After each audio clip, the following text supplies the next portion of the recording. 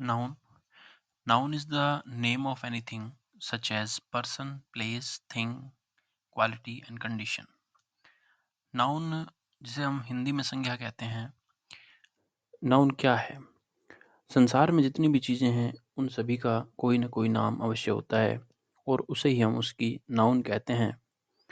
चाहे वो पर्सन हो, चाहे प्लेस हो, चाहे थिंग हो यानी वस्तु हो, क्वालिटी हो या फिर वो कोई गुण हो सकता है, कंडीशन हो सकती है।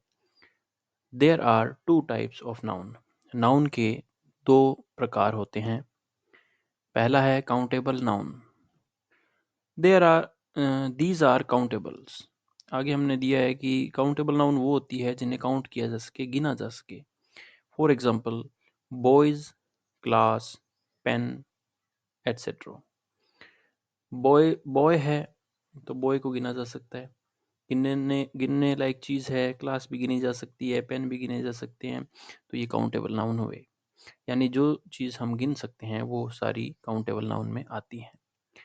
Uncountable noun. These nouns can not be counted. ये वो नाउन है जिनको हम गिन नहीं सकते। For example gold and love. तो ये दो एग्जाम्पल दिए हैं यहाँ पे। बहुत सारे एग्जाम्पल और भी हैं जिन्हें गिना नहीं जा सकता, जैसे किसी के विश्वास को नहीं गिना जा सकता, ज्ञान को नहीं गिना जा सकता। तो जो चीज़ हमारे लिए एब्स्ट्रैक्ट है, जिनको हम गिन नहीं सकते, जैसे दूध है तो दूध को, मिल्क को नहीं गिन सकते अपने, तो अनकाउंटेबल है वो। तो हमने देखा कि नाउन है उसके दो टाइप हैं, काउंटेबल और अनकाउंटेबल। Countable noun. अब हम पढ़ेंगे भी काउंटेबल नाउन क्या होती है, इसके कितने प्रकार हैं। It is of three types. हमने देखा कि जिन चीज़ों को हम गिन सकते हैं वो काउंटेबल नाउन होती हैं और इसके तीन प्रकार होते हैं। पहला है प्रॉपर नाउन। प्रॉपर नाउन क्या है? This noun denotes personally. ये नाउन है, ये किसी चीज़ को पर्सनली डिनोट करती है, उसकी पहचान को बताती है, व्यक्तिगत पहचान को बताती है। जैसे हमने उदाहरण लिया है भविष्य और गंगानगर। भविष्य किसी व्यक्ति का नाम है और गंगानगर किसी स्थान का नाम है। ये हमें उस व्यक्ति के बारे में या उस स्थान के बारे में पूर्ण जानकारी देते हैं कि वो कौन है। तो प्रॉपर नाउन है वो हमें पर्सनली उस चीज़ के बारे में बताती है। दूसरा टाइप है common noun. Common noun, this noun denotes common things. ये वो नाउन है जो हमें कॉमन चीज़ के बारे में बताती है। जैसे कि हमने उदाहरण लिया है मैन, स्कूल, टीचर। अब मैन है, मैन तो बहुत सारे हो सकते हैं, कोई भी व्यक्ति मैन हो सकता है। मान लो 10 व्यक्ति खड़े हैं तो उनके नाम अलग अलग हो सकते हैं, यानी उनकी प्रॉपर नाउन अलग अलग हो सकती हैं, लेकिन उनकी कॉमन नाउन क्या होगी? मैन। तो मैन एक कॉमन नाउन हुई। स्कूल है, स्कूल भी एक कॉमन नाउन है क्योंकि ये एक प्रॉपर नाउन नहीं है। यदि हम उस स्कूल का नाम बोलें तो वो नाम बोलने के बाद में वो प्रॉपर नाउन के रूप में होगा, लेकिन स्कूल है उसमें हमारे सभी स्कूल आ जाते हैं जितने की दुनिया में है। टीचर, टीचर जो है कोई भी हो सकता है। हमारे स्कूल में 10 टीचर हैं तो वो सभी टीचर ही कहलाएंगे, वो कॉमन रूप से हम उन्हें उन्हें टीचर ही बोलेंगे। लेकिन अगर हम उनसे व्यक्तिगत रूप से बात करेंगे, उनका नाम लेके बात करेंगे तो वो प्रॉपर नाउन हो जाएगा। तीसरा टाइप है कलेक्टिव नाउन। कलेक्टिव नाउन में this noun denotes A group of something. कोई चीज़ का ग्रुप या कलेक्शन है, उसको बताने वाली नाउन को हम कलेक्टिव नाउन कहते हैं। जैसे आर्मी और पीपल। आर्मी क्या है? सैनिकों का झुंड है, एक कलेक्शन है, इसलिए हम आर्मी को कलेक्टिव नाउन कहेंगे।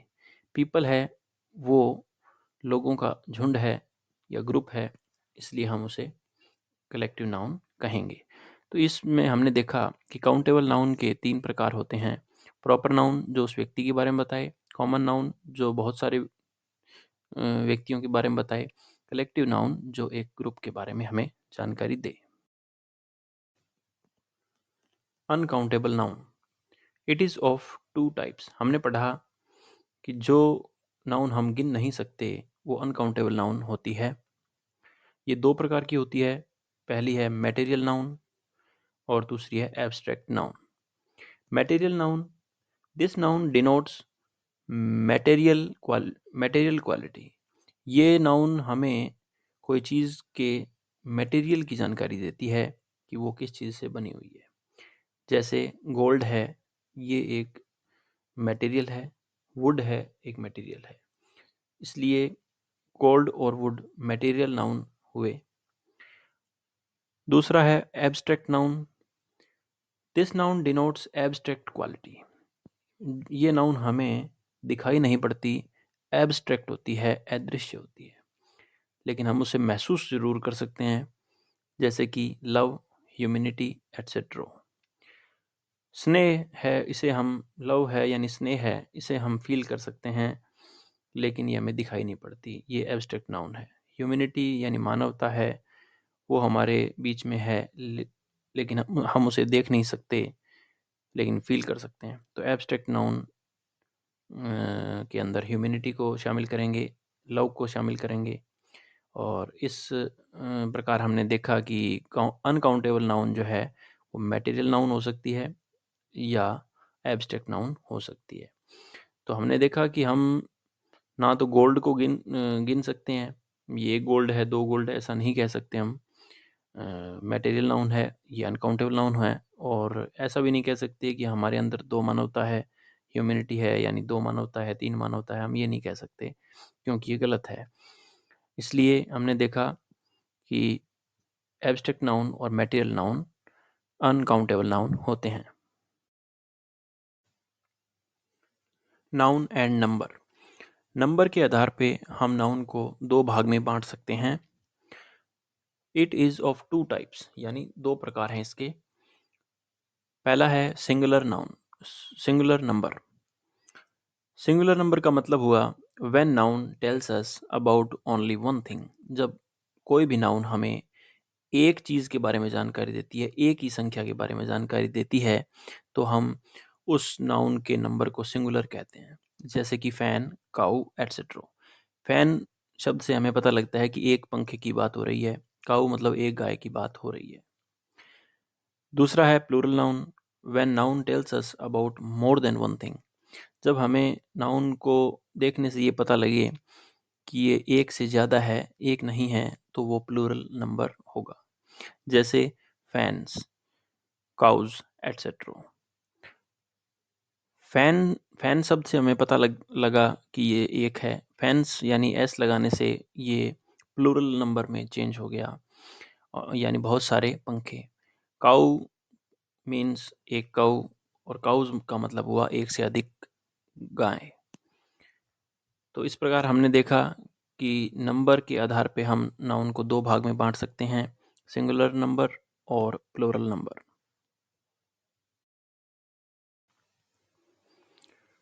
Noun and gender. लिंग के आधार पे, जेंडर के आधार पे हम नाउन को चार भाग में बांट सकते हैं। पहला है masculine gender. When noun tells us about male. जब हमें किसी नाउन को पढ़ने के बाद ये पता लगे कि वो मेल है या पुरुष है, तो इसका अर्थ हुआ कि वो नाउन है, वो मैस्कुलिन जेंडर को शो करती है। जैसे बॉय, ब्रदर, ऑक्स एटसेट्रा। जैसे हम बात करेंगे दूसरे टाइप की, feminine gender. When noun tells us about female. जब हमें नाउन पढ़ने के बाद ये पता लगे कि ये फीमेल की बात हो रही है, उसी जाति के फीमेल की बात हो रही है, तो वो फेमिनाइन जेंडर कहलाएगा।